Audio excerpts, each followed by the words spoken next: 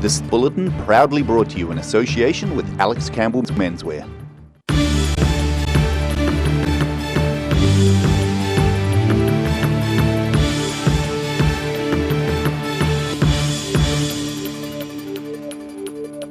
Welcome to the South Today. Kia ora, good evening. I'm Melissa Barton. Today marks 70 years since a rope tow was installed in Queenstown's Coronet Peak, creating the first commercial ski field in New Zealand. Mina was on the mountain today savouring the birthday atmosphere. The development of the ski industry in the Wakatipu has been one of the greatest success stories of the tourism industry. Coronet Peak celebrated its success today as an established ski destination for locals and visitors from around the globe. When you look back at the legacy that Coronet Peak's created, that's probably where I get my excitement from. I mean, when you look at what we've got now and the investment, and you think, well, Harry Wrigley thought one little rope tow would bring people, because he had that mentality, I'll build it and they will come. And if you look at the base buildings that have been put in here and all the international standards, because Coronet Peak being the only brought a lot of international people, ski instructors particularly and staff, and they imposed a standard that really didn't exist in New Zealand. And I think today we're still trying to impose the standard of being the best. Mount Cook Company founder Rudolph Wigley was an early ski pioneer, responsible for installing the first 100-metre long rope tow powered by a Bedford truck. It could transfer 400 to 500 skiers per hour up the field. In 1964, the first double chairlift was constructed to replace the rope tows. Now the ski field runs 8 lifts, 220 snow guns, which makes 250 tons of snow an hour, and welcomes thousands of visitors. Queenstown local and long-time skier Martin Barwood remembers the ski fields in the 1970s. The original tow, the two-seater tow, was in probably similar position to what we are, and we used to have these, like when you're going through customs, you have these S's, you go up and down, backwards and forwards. And there would be crowds of people in school holidays when it was really busy. You could have 40-45 minutes to wait to be able to get on the lift. So because of that, by the time you got to the top, you really appreciated it, and it wasn't just a hurry to get down. Nowadays you sort of get to the top easy, the queues are only just a couple of minutes, and as a rule, and it's very, very easy. To help celebrate the milestone, tonight's night skiing will be accompanied by music of King Kapisi and Chifu. Mina and So, the South Today. An Invercargill house was gutted by fire in the early hours of this morning, with one elderly person treated by ambulance staff for smoke inhalation. Fire crews were called to the Dalrymple Street house at 5:30 a.m, which, according to a fire service spokesperson, was already well ablaze by the time they arrived. No one was in the house at the time, and neighbours told the South Today a woman from the address was heavily pregnant and may have been at Kew Hospital in labour when the fire started. Neighbours said they woke to sounds of the windows smashing and were quick to alert other neighbours in case the blaze spread. The fire was extinguished by 9 a.m. The fire service is still working to determine the cause. Immigration Minister Michael Woodhouse has confirmed he's backing down on changes made to the immigration policy back in April. Minister Woodhouse says the government is amending the remuneration ban to include mid-skilled migrants to address issues raised during the consultation process. Mina Amso has more. A new wage threshold for mid-skilled migrants will be set up as part of a reshuffle made to the immigration changes proposed earlier in April. Immigration Minister Michael Woodhouse announced the changes today following criticism by employers and businesses in the regions. The change will mean any skilled migrant earning below $41,000 a year will be considered lower skilled and will be subject to minimum stand-down periods and visa requirements for partners and children. Any migrant earning between $41,000 and $73,000 a year in occupations classified as level 1 to 3 will be considered mid-skilled and will not be subject to the stand-down periods or visa requirements for partners or children. Those earning over $73,000 a year will automatically be considered higher skilled, regardless of their occupation. The government says the new mid-skilled wage band will help workers fill genuine skill shortages. It also provides more certainty for employers in planning and training workers. The changes will take effect late August. Mina Amso, The South Today. Today is World Hepatitis C Awareness Day with events planned across the globe. Health Minister Jonathan Coleman was in Dunedin and met one of the city's most famous sons. Speaking in the Glenroy this morning, Minister Coleman met Martin Phillips of the Dunedin band The Chills. I think it's really important that someone with Martin's profile is out there speaking about this, because 50,000 people with hepatitis C and half of them undiagnosed. And the fact now that we have got treatments which can get people back to virtually full health, if not cured, and fully functioning in society, so I mean that's good obviously for them and their families. I mean, I think it's just a great development. Phillips contracted hepatitis C in the mid-90s and went through a course of interferon. However, last year he was told he barely had a year to live, making him eligible to try a new drug called Havoni. Phillips has noticed a significant improvement in symptoms while on the drug. He is calling on Pharmac to subsidise Havoni for more hepatitis C sufferers. Minister Coleman also visited Dunedin Public Hospital this afternoon and discussed the hospital rebuild. A Timaru schoolgirl's fundraising efforts will benefit young women in the region. At 14, Emma Brown was diagnosed with endometriosis and has had 5 surgeries in the 3 years since then to treat the condition. Rachel Comer finds out this inspiring young woman and how she is helping her sisters. Roncalli College pupil Emma Brown spoke with the Courier in March about her plans to raise money to bring the ME, Menstrual Health and Education program to South Canterbury schools.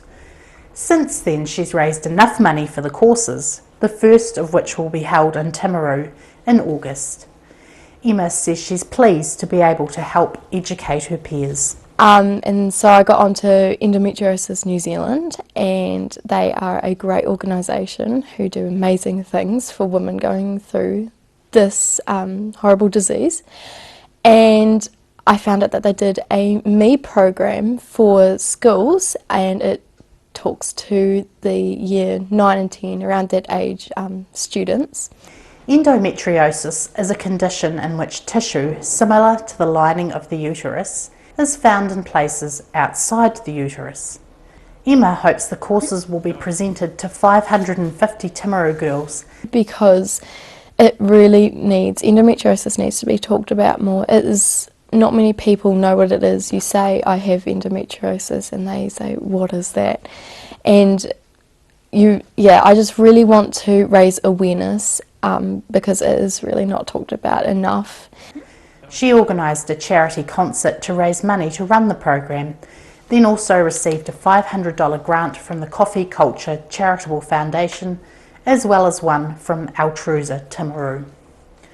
Brown says the course will be held at Roncalli College next Tuesday from 12:30 p.m. and is compulsory for years 9 and 10 women. Other secondary schools in the district are still to confirm the program. I'm Rachel Comer for The South Today. Still to come on The South Today, the Dunedin bus service plans to introduce Wi-Fi later this year, and farmers concerned about Mycoplasma bovis met in Glenavi today, and New Zealand's own unique swan species.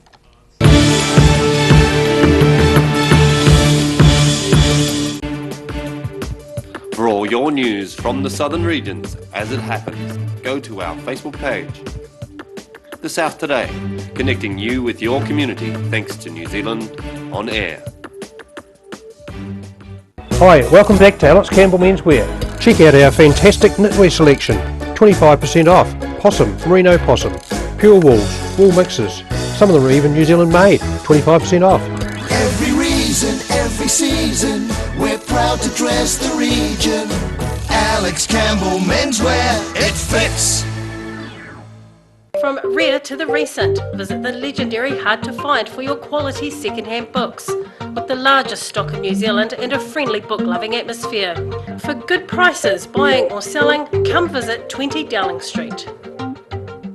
We're at 25 Moray Place at Dog with Tails Cafe and Bar. So we take coffee very seriously. We do what's called contract roasting, so we're creating our own roasting profile and then doing our own blends. We're really focusing on the craft of what we're doing. You know, we're going back, instead of going on mass-produced sort of cheap things, we're taking the time to really craft what we're making. Make it so anyone can come here and have a feed and be able to get something they're able to eat or that they want to eat as well. You're kind of getting a taste of cafes from all around the world when you come here. Grandad loved his family and surfing, in that order. He taught me to surf, and we spent a lot of time in the water together over the years.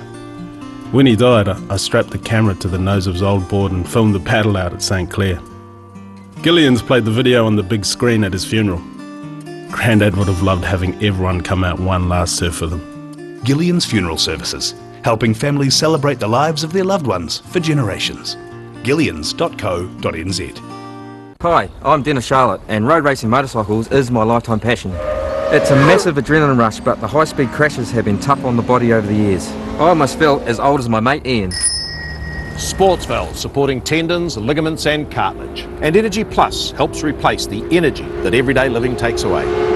Now I feel more alive and have more sustained energy to really enjoy my racing. Buy 2 packs of Sportsval and get 2 packs of Energy Plus absolutely free. So call now, 0800 502 402. Garrador Dunedin, delivering quality stylish garage doors in Dunedin for over 15 years. New doors, replacement doors, repairs and maintenance are all part of Garrador's quality service. Garrador Dunedin offers a full range of modern quality doors to suit any home. Come visit the team at 553 Kaikoai Valley Road. Visit www.garrador.co.nz or call us on 488 5676. Jimmy's Pies and Dog with Two Tails Cafe proudly brings you highlights of the Dunedin Midwinter Carnival, featuring the Octagon Lantern Parade, this Saturday, 8:30 p.m.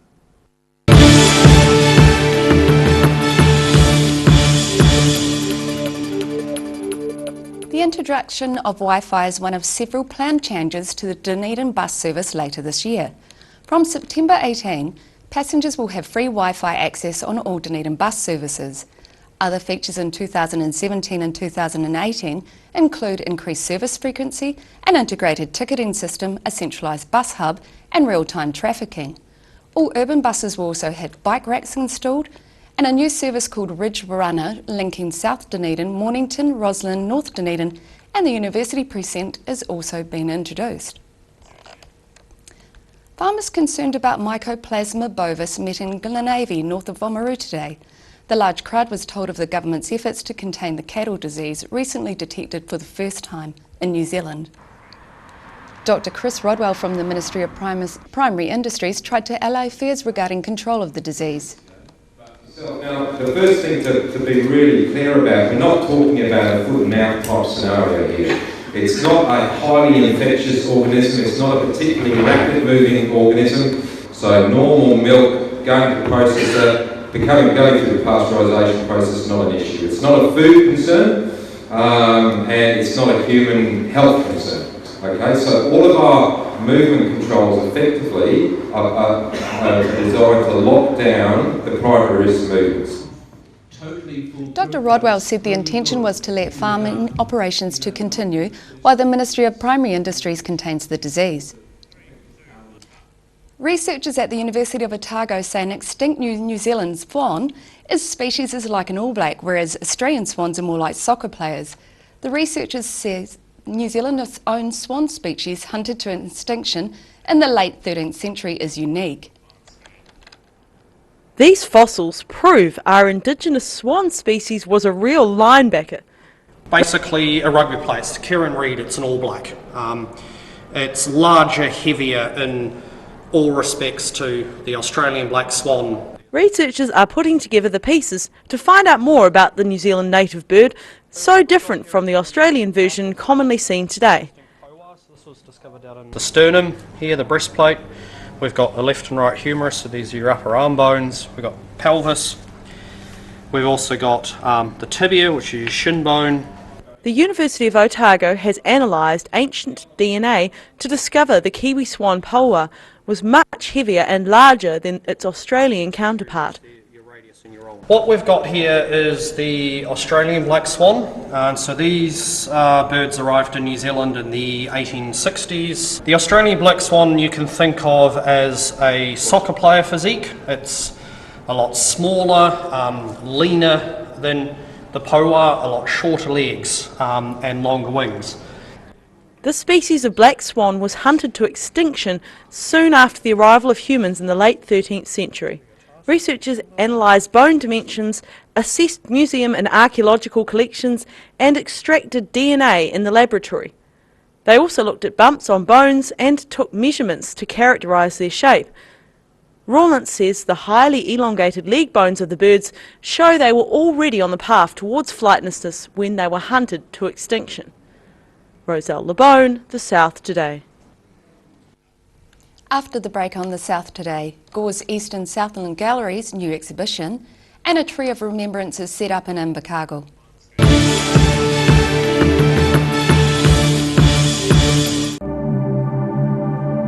Channel 39 brings you a series of 45-minute documentaries looking at the future and the past. Wednesday nights at 7:30, repeating Friday nights at 8:30, only on Channel 39. Bring some more joy into your world by adopting one of our adult animals at SPCA Otago. Call now on 473 8252. Please adopt a pet now, they will love you forever. Hi, I'm Dennis Charlotte, and road racing motorcycles is my lifetime passion. It's a massive adrenaline rush, but the high-speed crashes have been tough on the body over the years. I almost felt as old as my mate Ian. Sportsval, supporting tendons, ligaments and cartilage. And Energy Plus helps replace the energy that everyday living takes away. Now I feel more alive and have more sustained energy to really enjoy my racing. Buy 2 packs of Sportsval and get 2 packs of Energy Plus absolutely free. So call now, 0800 502 402.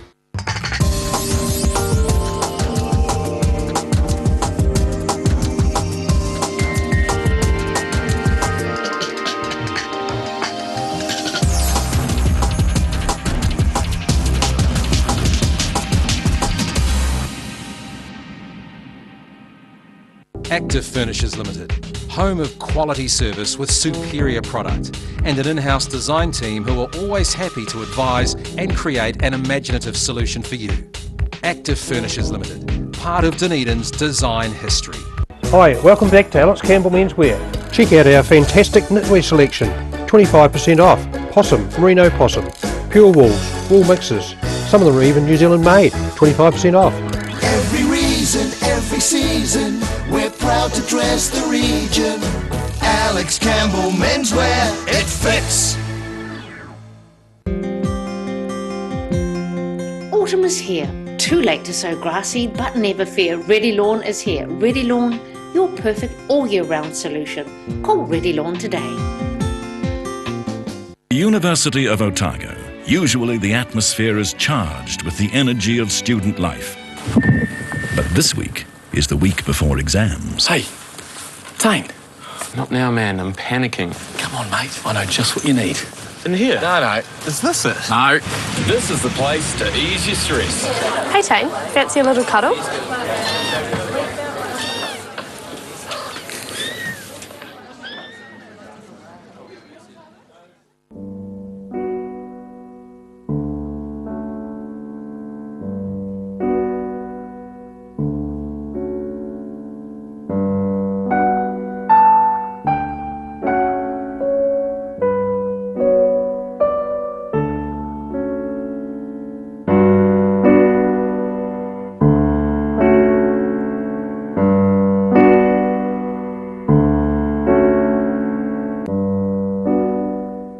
When it's time to say goodbye to your pet, Heaven Sent Pet Cremations are here to help you through this difficult experience. Call Heaven Sent Pet Cremations today for their care and guidance. Phone 489-2274. Put your seatbelts on for this one and rev it up. Thursday night is Motorsport Night. Proudly brought to you by multi-award winning Garrador.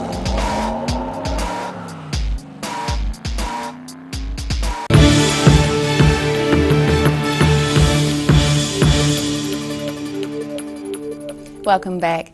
The Eastern Southland Gallery in Gore is exhibiting a vibrant new exhibition. It features a room with colourful recreations of medical exhibits. Rudy Adrian has more. Dunedin-born Nicola Jackson has been creating a very unique installation based on a medical theme. Well, anatomy museums in particular I'm interested in. And so I've based this on the idea of illustrating people but in an anatomical way. Jackson has designed the installation so that the public can walk through it and enjoy its iridescent colours and quirky details. You can come and experience the room any way you like, but there are little areas of work. Like this is like a domestic wall. This is like you're in the living room of a person and they collect things, and this is a hodgepodge of all different things on the wall, a personal collection. Because it's got an anatomical theme, I believe that everybody underneath is pretty much the same. So those masks are all a mould of my face. So they are the same person, but each one represents a country. Jackson's exhibition will run at Gore's Eastern Southland Gallery until mid-September. Rudy Adrian, The South Today. A tree of remembrance has been set up in Invercargill to help Southlanders cope with grief. Sharon Reist has been finding out how the tree might help. An H&J's employee demonstrates how people have been dealing with personal loss this week with a simple act and a tree of remembrance, which the Invercargill Loss and Grief Centre say is often enough to help. As a society, we don't actually mourn our loved ones very easily. There's not a lot around that you can actually tangibly do to go and do something symbolic. So the tree is an opportunity for people to come in, to stop, to remember, to write their name on a tag. And it's a simple act, but it actually comes with a lot of emotion attached to it. So I think the fact that tags keep going on the tree every day shows that it's meeting a need for whoever it meets the need for. For some, a simple act of remembrance is enough to cope, but for others who need further support, Invercargill has plenty of options. We run support groups each month where people who have experienced a similar loss get together and chat and talk and brainstorm and strategise. We will go out into the community and meet people in their homes if that's easier for them rather than coming to a scary place like a drop-in centre. We do workshops, we do all sorts of things, so it's really up to what the individual needs. The Loss and Grief Centre is at 49 Tay Street in Invercargill, and the Remembrance Tree will remain at the Tay Street entrance of H&J Smith for the next few weeks. Sharon Rees, The South Today. And now recapping tonight's top stories on The South Today. Today marks 70 years since a rope tow was installed on Queenstown's Coronet Peak, creating the first commercial ski field in New Zealand. Immigration Minister Michael Woodhouse has confirmed he's backing down on changes made to immigration policy back in April. And at 14, Emma Brown was diagnosed with endometriosis and has had 5 surgeries in the 3 years since then to treat the condition and is now helping her peers. And now look at what's happening in tomorrow's ODT. Welcome, Dave Cannon. How are you? Good. Well, being a Saturday paper, of course, we've got so much news we can't fit it all in, and so we'll do our best. Our main coverage is a flood package, as we say in the business, and obviously going on from the weekend's floods last week. So we've got a disclosure today that there are 206 slips in Dunedin which need fixing, which that's going to keep some contractors in the DCC busy for a while, and going to cost a few dollars, ratepayers' money. And we've got some more about some evacuations on the Taka Peninsula, which has been particularly badly hit by the rain. So quite a big package on that. We had the Health Minister in town today defending the government's record on emergency department, shortage of beds, all this sort of thing. I suppose just out for the election, I guess he's going to say some positive things. But anyway, that's what he said today, so we've got that tomorrow. We've got something on a pretty nasty truck crash today down at Jervois Street, which caused quite a bit of havoc down there. And the big story for next week will probably be the hearing about the proposed 17-storey hotel in Falul Street, which has caused quite a bit of angst in the city. We've got a bit of a preview of that hearing as well. They'll be really interesting to hear about. Indeed. There's been some sad news. Well, we got some coverage tomorrow of the farmer whose cows have got this terrible disease, and Ad Van Leeuwen, and We've had a yarn to him about having to destroy 100 odd cows, which is pretty sad news, obviously. And we've also got in the weekend mix, which of course is the feature for the weekend. The lead story is called Making Sense of Ourselves, Escaping the Lens of the Selfie Culture. So there you go. I can't wait to read that. So we'll see what that's all about. I'll be looking forward to that tomorrow. All right. Okay, thank you, much. Dave. And now time for a look at tomorrow's weather. This weather update is proudly brought to you by Silberhorn Sportsval. Looking at the situation, wintry showers will clear tonight and weather becoming fine tomorrow with a cold southerly air stream dying out and frost tomorrow night. A fine weekend lies ahead with plenty of sunshine and light winds. To the southern outlook, Balclutha has some light winds, fine and 8, Catlin some light winds, fine and 8, Gore light winds, fine and 8, Lumsden light winds, fine and 8 again. To the central outlook, Alexandra light winds, fine and 8 degrees, Queenstown light winds, fine and 6 degrees, Te Anau light winds, fine and 8 degrees, and Wanaka light winds, fine and 6 degrees. To the northern outlook, Oamaru light winds, fine and 9 degrees, Amarama light winds, fine and 7 degrees, Timaru light winds, fine and 9 degrees, Twizel light winds, fine and 7 degrees. Here in Dunedin tonight, fine and cold tonight with frost with an overnight low of -1 degrees. Tomorrow sunny and cool with light winds, frosty again at night, 9 and a low of 0. And mostly fine and sunny on Sunday with light northerlies, 10 and 4. And in Invercargill tonight, fine and frosty with an overnight low of -1. Fine tomorrow with moderate westerly winds, sunny periods and some cloud, 9 and 0. And the same for Sunday, 10 and 5 degrees.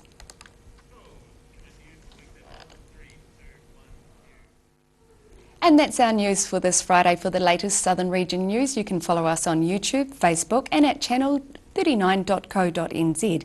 We leave you with some shots that were from the week that was. From the South team tonight, good night and be good to each other.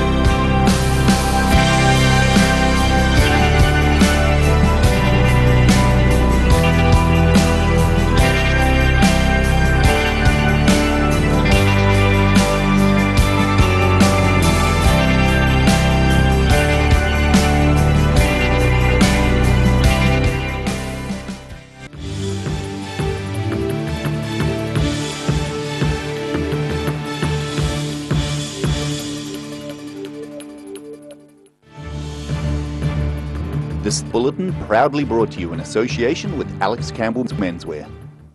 Supporting local content so you can see more of New Zealand on air.